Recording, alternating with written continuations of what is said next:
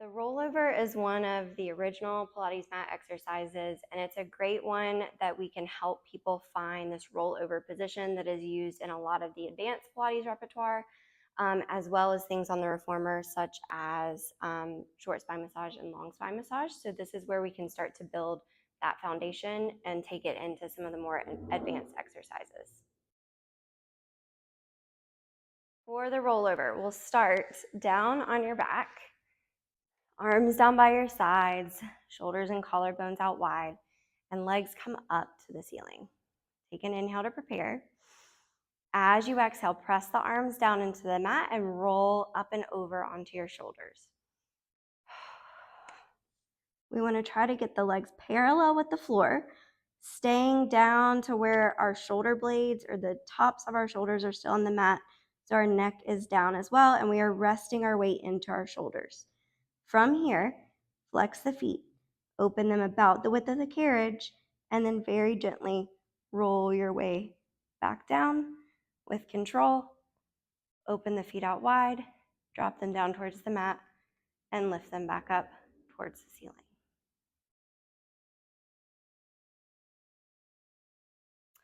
All right, so a few of the common problems with the rollover. Number one is we'll see people really use momentum and be very collapsed in on their body. So many people have kind of done this candlestick like thing at some point in time in a yoga class or gymnastics as a child, and that's just kind of where their brain goes. But we want to stay a little bit more lifted off of the rib cage.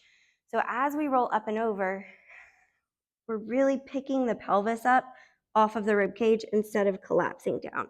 So you want to make sure people know that their legs do not need to be touching their nose.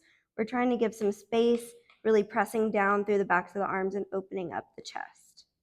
Other things to look out for in the rollover is that really smooth controlled landing is what we're aiming towards, right? This is actually a really challenging exercise for people, and it can be very unfamiliar. But we're looking for that very slow descent versus just kind of dropping back up or dropping down to the floor, in which case you frequently will see people's upper body kind of lift with them as they go.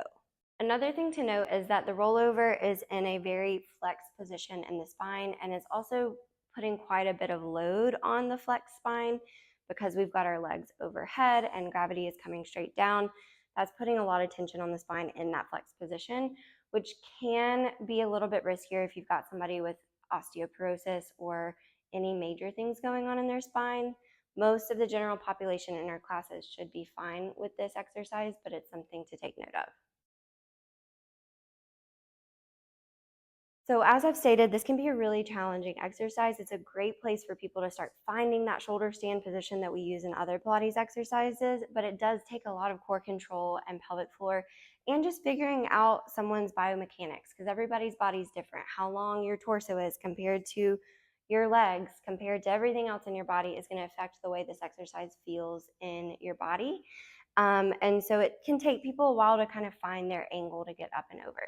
And so a few things that can help with that modification wise is we can bring the knees in to a tabletop position and just practice rolling up and over there. So you can have people kind of curl their knees in towards their chest, which will help them get up and over, and then lower back down.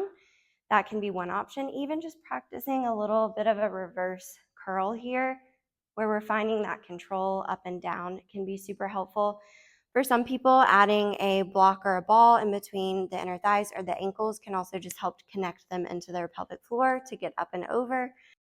And if you've ever got anybody in a class that's just really not comfortable with being upside down like that or has any health issues going on that would require them not do that, you can also just work people in a bridge, right? We're still practicing getting up over the shoulders here before we roll up and roll down, and getting the hips up a little higher over the head, which can have equal amounts of benefit to the rollover.